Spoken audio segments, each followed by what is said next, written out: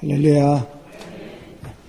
오늘도 우리 주님의 은혜가 이 자리에 함께 하시기를 주의 이름으로 축복합니다. 오늘도 은혜로운 찬양으로 하나님께 영광, 또 우리에게 은혜 문을 열어주신 찬양대에 감사드립니다. 오랫동안 기도하며 준비해왔던 태국 치앙마이 단기 선교가 오늘부터 9일까지 진행이 됩니다. 24명의 단기 선교사들의 성령의 인도하심, 또 건강, 안전을 위해서 여러분이 계속 기도해 주시기를 바랍니다. 그동안 5주 동안 우리 팀원들이 모여서 열심히 기도하고 또 여러 가지 사역을 준비해 왔습니다. 청소년부터 장년부까지, 나이로 친다면 10대부터 60대까지 함께 모여서 대화하고 한 가지 일에 마음을 모으는 일이 그렇게 쉬운 일은 아니었습니다. 처음에는 서먹거리고 또 어색했지만 이렇게 한 달여 동안 함께 모이고 준비하는 과정 속에서 이제는 그들이 한 가족같이 된 모습을 보면서 얼마나 감사한지 모르겠습니다.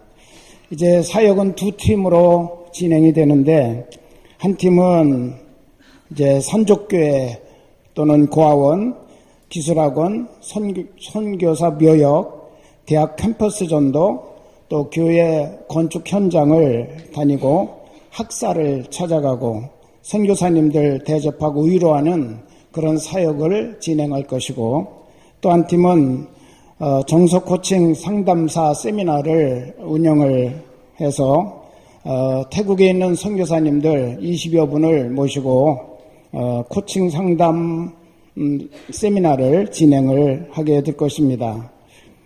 이렇게 직접 참여하는 선교사들도 있지만 현장에 가지는 못할지라도 우리는 모두 보내는 선교사라는 사실을 잊지 마시기를 바랍니다. 보내는 선교사가 하는 일은 가장 최우선은 기도해 주는 일입니다. 여러분, 한 주일 동안 이 선교사로 가는 24분을 위해서 집중적으로 기도해 주시기를 바랍니다. 낯선 곳으로 가서 여러 가지 상황이 다른 그런 입장에 서게 될 때 건강의 문제, 적응하는 문제, 이런 여러 가지 문제들을 안고 있습니다. 우리의 기도가 꼭 필요합니다. 또 감사한 것은 많은 분들이 헌물과 후원헌금으로 참여해 주셔서 대단히 감사합니다. 오늘은 이런 선교를 염두에 두고 하나님의 축복의 문이라는 제목으로 우리가 함께 은혜를 나누기를 원합니다. 여러분, 하나님의 축복의 문은 어디에 있을까요? 오늘 말씀을 통해서 우리가 발견하기를 원합니다. 이스라엘 땅에는 두 개의 큰 호수가 있습니다. 그런데 그들은 그것을 호수라고 하지 않고 바다라고 부릅니다. 이스라엘 사람들의 바다 개념하고 우리의 바다 개념은 완전히 다르죠. 이들은 바다든지 호수든지 물이 항상 이렇게 고여있는 곳, 담겨있는 곳, 거기는 무조건 바다라고 불러요. 그래, 갈릴리, 우리는 호수인데 갈릴리 바다라고 부르고, 사해 호수인데 사해 바다라고 그렇게 그들은 부릅니다. 이스라엘은 이렇게 갈릴리 바다와 사해 바다 두 큰 호수가 있습니다. 갈릴리 바다는 헐몬산에서 물을 받아서 그 물을 요단강을 통해서 사해로 흘려보내는 살아있는 호수입니다. 이스라엘 전체 물 공급의 35%를 이 갈릴리 호수가 담당하고 있습니다. 이 바다에는 8가지 종류의 어족이 살고 있고 또 연간 어획량도 약 5,000톤 정도 된다고 합니다. 1964년, 1948년에 나라를 세우고 64년까지 그들은 광야와 사막을 개발할 프로젝트를 가지고 10여 년 동안 정말 끈질긴 노력을 해서 파이프라인 공사를 마쳤습니다.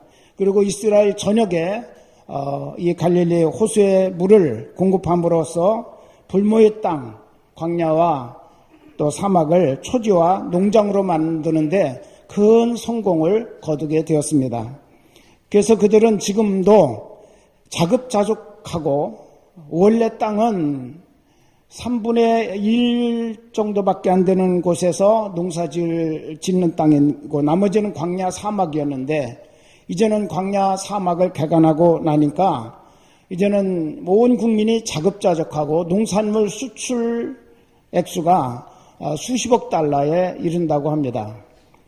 거기에 비해서 우리나라는 그들보다 몇 배가 더 큰 농토를 가지고 있고 좋은 여건을 가지고 있음에도 불구하고 우리 한 해의 농산물 수입액이 약 150억 불에 이른다고 하는 통계를 비교해 보면 우리가 다시 한번 그런 면에서 깊이 생각해야 될 부분이 있다고 볼 수가 있겠습니다.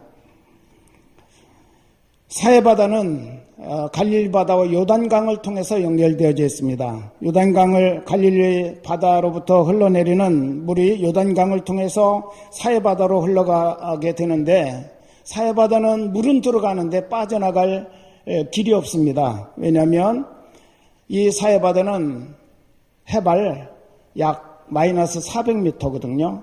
그러니까 지중해보다 400m가 낮은 지역이니까 아무리 물을 빼내고 싶어도 흘러갈 곳이 없는 거예요. 그러다가 태양열에 의해서 물이 증발하고 염분이 쌓여서 이제는 죽을 사 바다에 짜여서 사해바다다, 죽음의 바다다, 그렇게 불려지고 있습니다. 우리는 이 두 바다를 보면서 우리가 생각할 수 있는 교훈이 있습니다.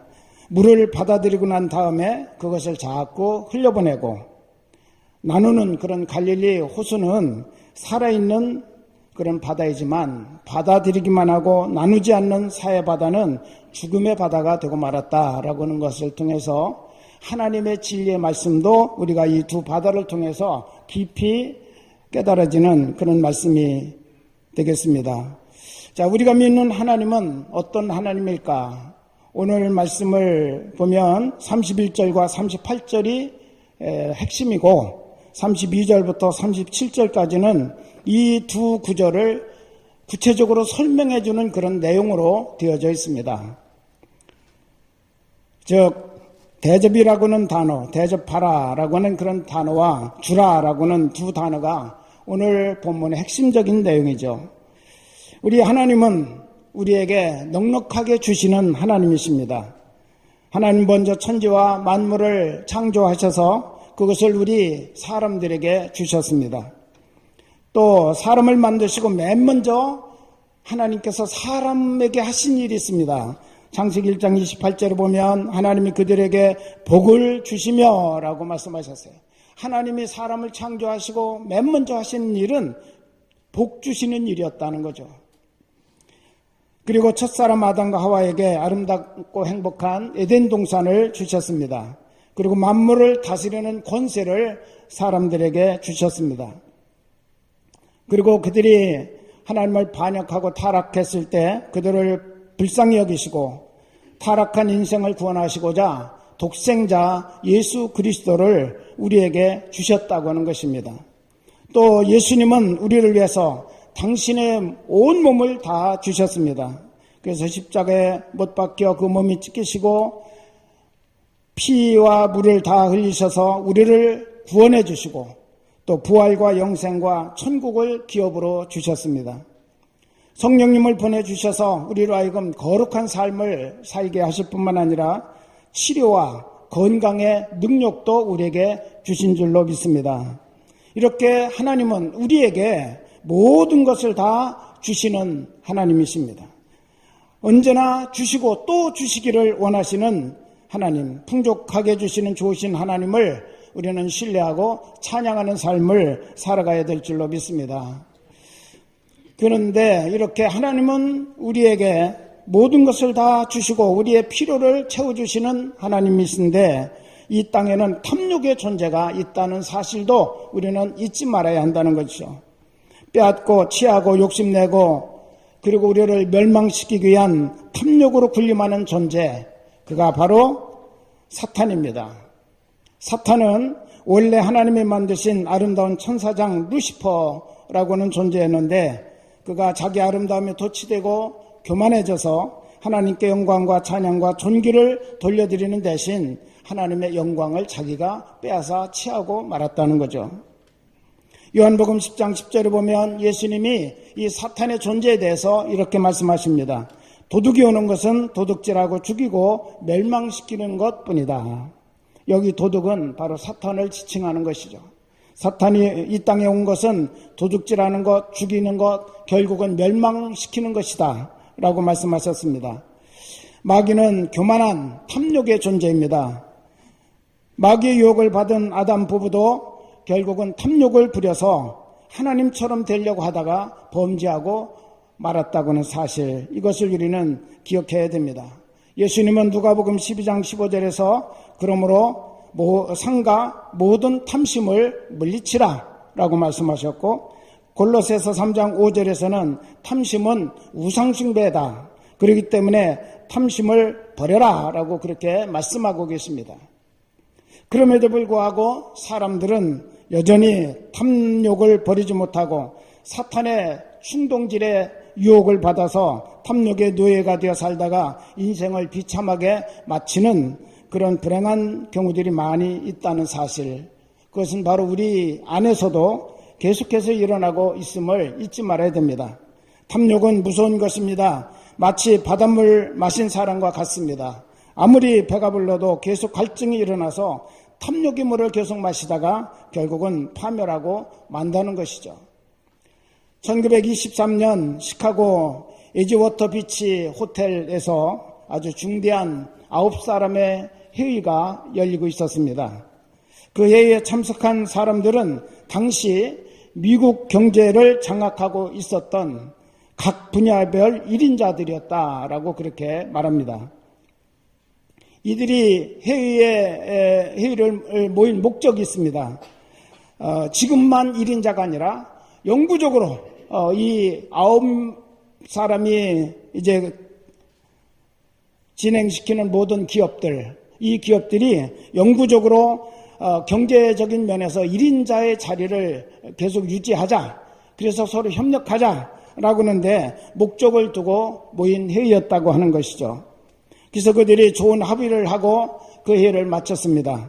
그런데 25년이 지난 1948년에 이 회의를 기억하고 있는 어느 분이 이 9사람의 면면을 한번 조사했어요. 25년 후에 과연 그들이 어떤 위치에 있었는지 그것을 조사했다고 합니다. 구체적으로 보면 첫째, 강철계를 대표했던 슈아브라고는 분은 파산하고 나서 지병으로 죽었습니다. 비료계의 인슐이라고 하는 분은 부정축제가 발각되어서 결국 파산하고 말았다. 세 번째, 가스계의 홉스라고 하는 분은 정신병자가 되어서 그때 당시 정신병원에 격리 수용되고 있었다고 합니다. 네 번째, 소맥계, 이 곡식이죠. 소맥계 고튼이라고 하는 분은 역시 파산하고 미국을 떠나서 자취도 없이 사라지고 말았습니다. 증권계의 휘튼이라고 하는 사람은 거액의 부정사건에 연루돼서 투옥하고 결국 형무소에서 복역 중인 상태에 있었습니다. 정치계의 1인자였던 휠이라고 하는 사람은 허무한 생애를 비관했습니다. 정치계의 그 허무한 세계를 그가 아주 깊이 맛보고 비관하고 절망적인 상태에서 무기력증에 빠져 있는 그런 상황이었습니다. 일곱 번째는 은행계의 프레저라고 하는 분은 자살했습니다. 여덟 번째, 금융계의 리비모어라고 하는 분은 역시 거액의 뇌물수수 사건에 연루되어 수사받다가 자살하고 말았습니다. 아홉 번째, 대기업가 크루기라고 하는 분은 사업의 몰락으로 인연하여 그도 역시 비관 자살하고 말았다는 것입니다. 이 아홉 명의 사람들, 우리는 1인자니까 1인자의 이 자리를 놓치지 말고 계속 유지해 나가자. 그러면 서로 도와야 된다. 그래서 9사람이 협력을 다짐하고 계속 진행을 했지만 25년이 지난 다음에 보니까 한 사람도 제대로 된 사람이 없었다는 거예요. 다 무너지고 몰락했다는 거죠. 돈과 명예만을 위하여 살던 사람들의 대표적인 이야기라고 볼 수가 있습니다. 탐욕을 위하여 자기의 전부를 투자하는 사람의 말로는 이토록 비참하다는 실제적인 증명을 우리는 이 사건을 통해서 보게 됩니다.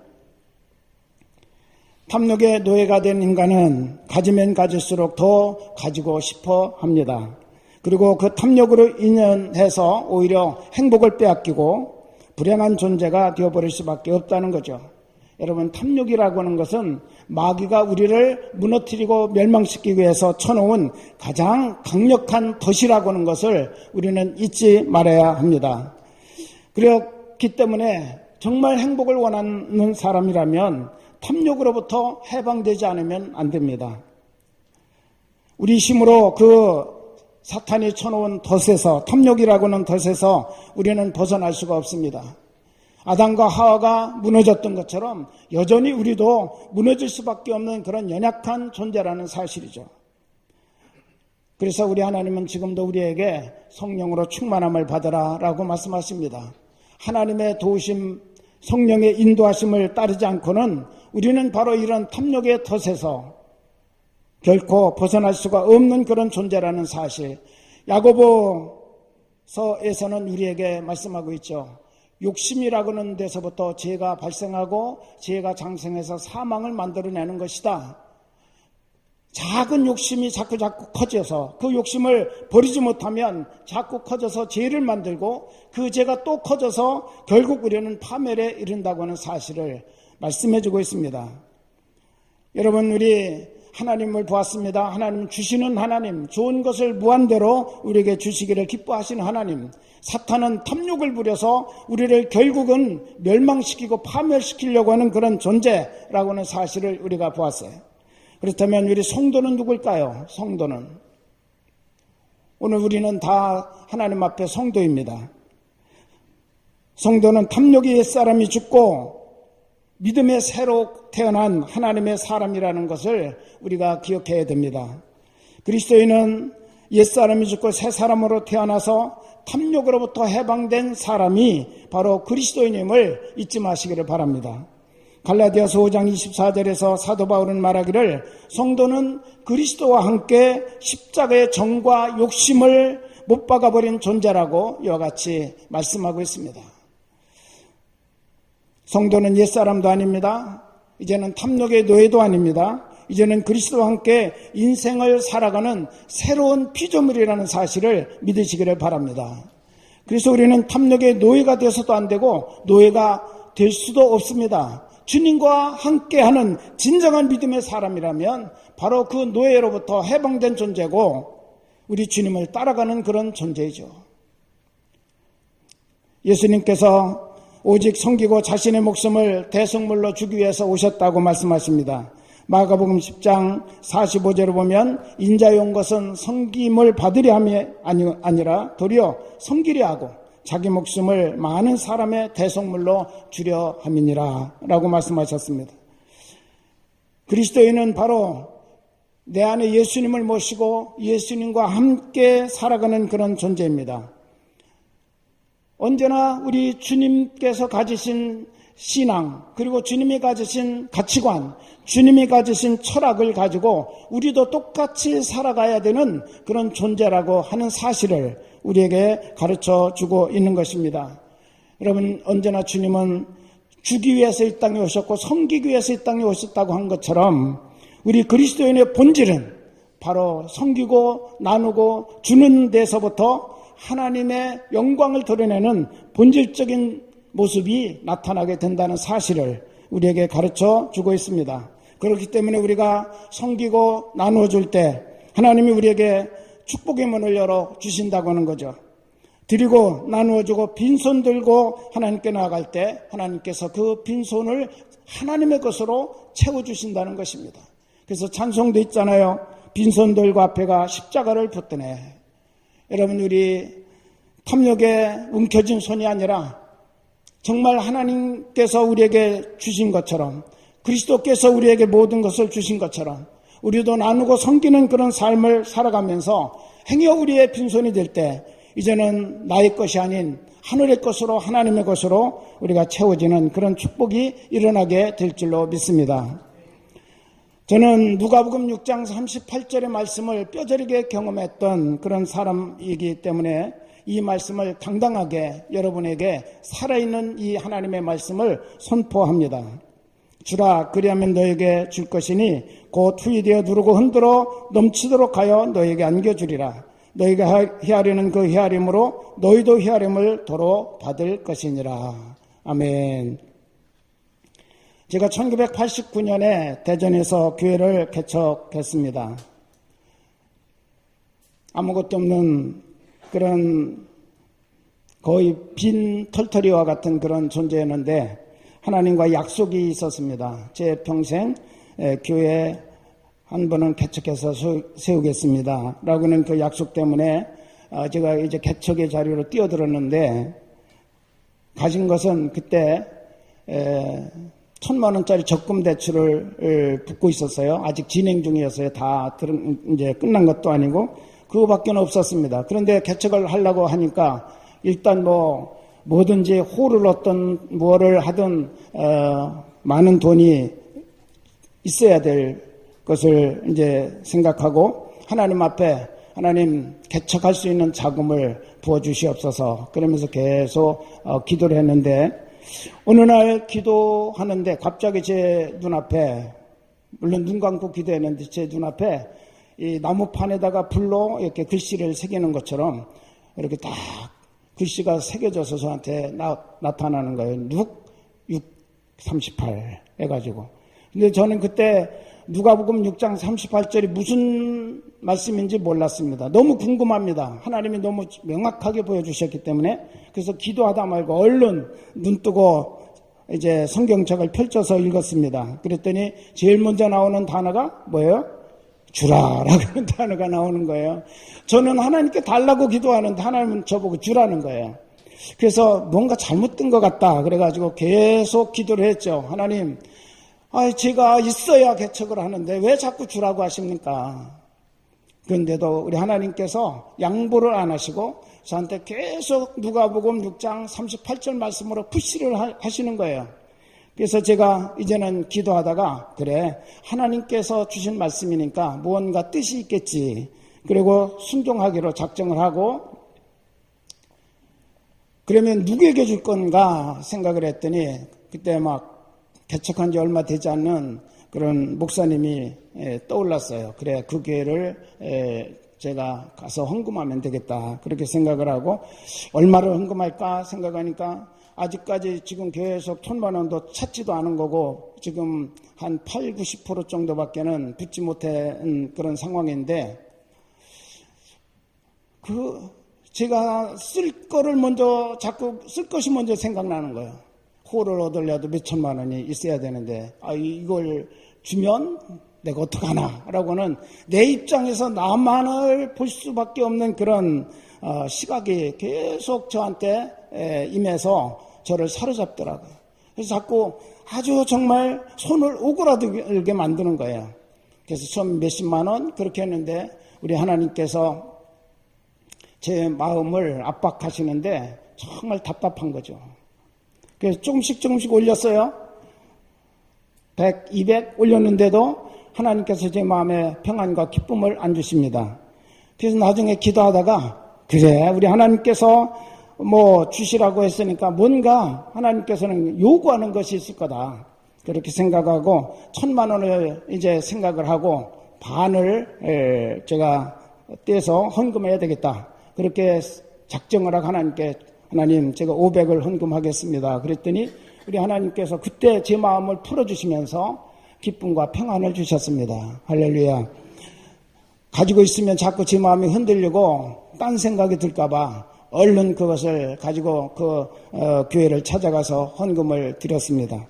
그분은 왜 제가 그 교회에 헌금했는지 내용도 몰라요. 그냥 헌금하니까 받아주세요. 그러고서 헌금을 하고 왔으니까. 그러고 나니까 정말 이제는 이것도 저것도 할 방법이 없는 거죠. 하나님께 매달려 기도했습니다. 기도원에 올라가서 밤을 새워 기도하고 낮에는 내려오고 그렇게 하는데 밤새워 기도하는 가운데 우리 하나님께서 놀라운 체험을 저에게 하게 하셨어요. 기도하다 보면 어느 분의 얼굴이 떠오릅니다.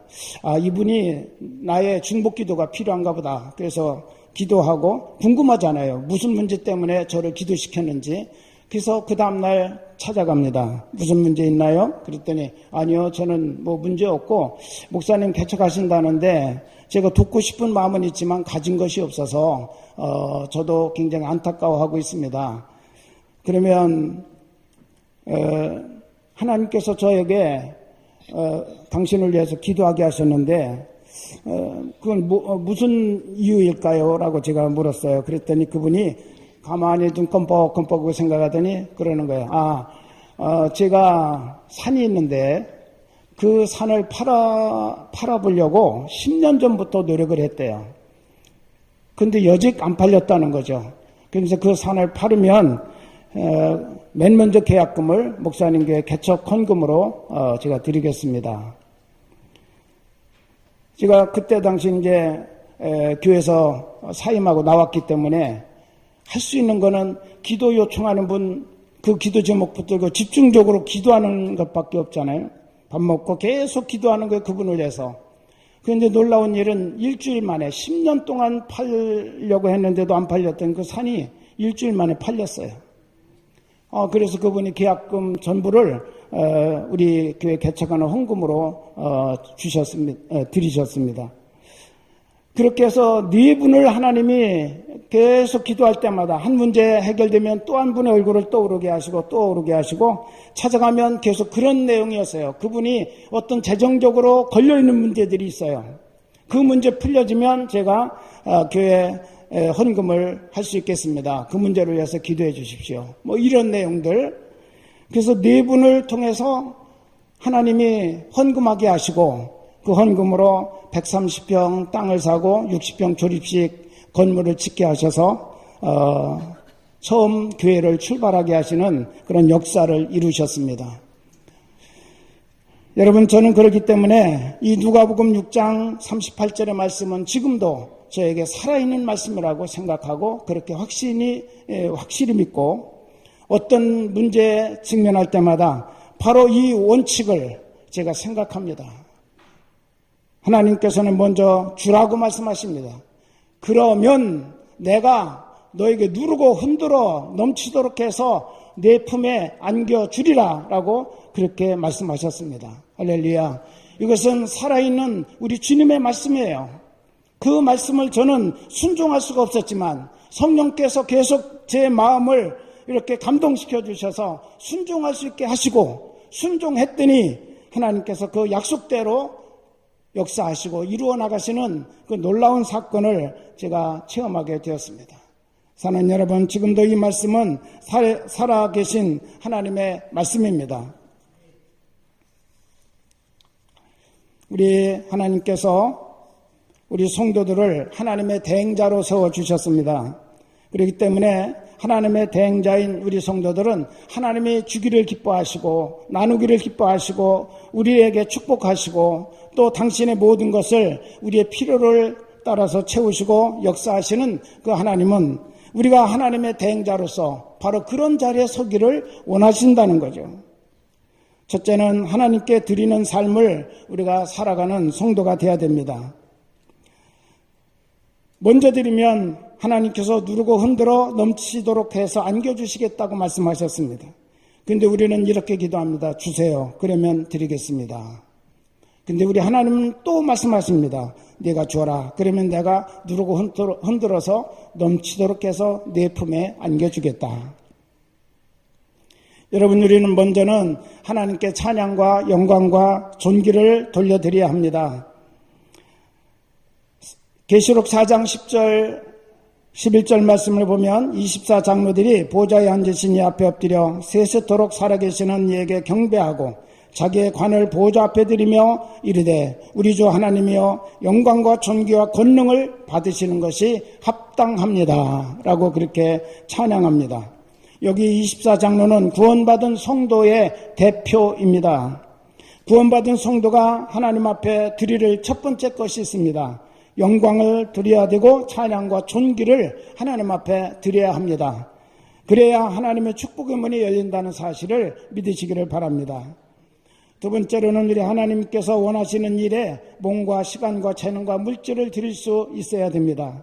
성수주일하고 은혜 받는 집회에도 참석하고 또한 11조 각종 헌금을 드리면서 하나님을 섬기는 자가 되어야 합니다.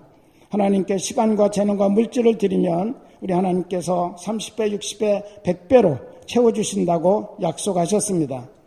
손에 많이 움켜쥐고 빈손이 아닌 상태에서 자꾸 달라고 하니까 하나님이 채워주실 데가 없어요. 다 채워져 있는데 우리 것으로 채워져 있기 때문에 하나님의 것을 주실 수가 없다는 거예요. 그래서 우리에게 빈손을 만들어라 라고 말씀하십니다. 두 번째는 이웃을 사랑하고 섬기는 그런 삶을 우리에게 살도록 말씀하십니다. 31절에 남에게 대접을 받고자 하는 대로 너희도 남을 대접하라 라고 말씀하셨습니다. 먼저 대접하라는 거죠. 우리 그리스도인들은 이웃을 섬기고 우리가 가지고 있는 좋은 것을 나누는 삶을 살아가야 합니다. 나누게 될 때 더 많아진다는 진리를 체험하게 될 줄로 믿습니다. 베세다 광야에서 어린 소년이 오병이어 보리떡 5덩이와 물고기 2마리를 나누게 되었을 때 우리 주님이 그것을 축복하셨습니다. 남자만 5,000명, 부녀자와 어린이까지 합친다면 수만 명이 배불리 먹고도 12바구니가 남는 역사가 일어나게 되었습니다. 여러분, 성경에 나오지 않았지만 저는 그렇게 생각했어요. 주님이 12바구니를 무엇에 쓰셨을까? 여러분이 12바구니를 어떻게 하셨을 것 같습니까? 저는 처음에 오병이어를 드린 어린아이에게 주셨을 거라고 생각해요. 그러면 그 12바구니는 제가 보니까 오병이어를 계산해 보면 30배, 60배, 100배입니다. 할렐루야. 우리 주님은 말씀 약속하신 대로 그 소년에게 경험하게 하신 거예요. 내가 먼저 주고 나누면 내가 30배, 60배, 100배로 너에게 더하여 주리라 라고 약속하신 그 말씀을 그 어린 소년이 경험하게 하셨어요. 얼마나 감격스러웠고 얼마나 정말 그가 놀라운 일을 경험했겠습니까? 그는 평생 바로 이런 삶을 살면서 풍성한 삶을 이루어 갔으리라고 생각합니다. 거듭난 그리스도인은 우리 주님과 함께 섬기는 삶을 살고 주님 주는 삶을 살아갈 때 하나님 마음에 합한 자가 된다는 것입니다. 그래서 선교는 나눔의 삶의 모델이고 하나님의 축복의 문이기도 합니다. 사도행전 20장 35절에서 범사에 수고하여 약한 사람을 돕고 주 예수께서 친히 말씀하신 바 주는 것이 받는 것보다 복이 있다 하심을 기억하여야 할지라 라고 말씀하셨습니다. 두 가지를 말씀하셨어요. 범사에 수고하여 약한 사람을 도와라. 그리고 두 번째는 주는 것이 받는 것보다 복이 있다. 이 두 가지 말씀을 주셨습니다. 우리 한번 같이 하실까요? 약한 사람을 돕고 주는 것이 받는 것보다 복이 있다. 이것이 바로 우리 주님께서 우리 그리스도인들에게 주신 삶의 지침이라고 볼 수가 있겠습니다. 주는 삶, 나누는 삶 속에 우리 하나님은 행복과 기쁨과 만족과 또 더 풍성한 복을 우리에게 주신다고 하는 사실을 잊지 마시기를 바랍니다. 이번 단기 선교사로 가는 분들뿐만 아니라 우리 모든 분들이 바로 기도로 또 물질로 또 여러 가지 하나님이 주시는 재능으로 우리 하나님께서 베풀기를 원하시는 바로 그곳에서 주고 나누고 베푸는 그런 삶을 살아가게 될 때 그것이 바로 하나님의 축복의 문, 하나님의 축복의 문을 여는 열쇠라고는 사실을 우리는 잊지 마시기를 주의 이름으로 축원합니다. 우리는 새 사람 되었습니다. 하나님의 자녀로 태어났습니다. 그렇기 때문에 섬기고 나누고 드리는 삶을 살면서 하나님의 축복의 문이 내 인생 가운데 우리 가정에 우리의 기업에 활짝 열리는 그런 놀라운 경험을 하시고 그런 풍성한 삶을 통해서 더 하나님께 영광 돌리는 아름다운 역사가 일어날 수 있기를 우리 주님의 이름으로 축원합니다. 기도하겠습니다.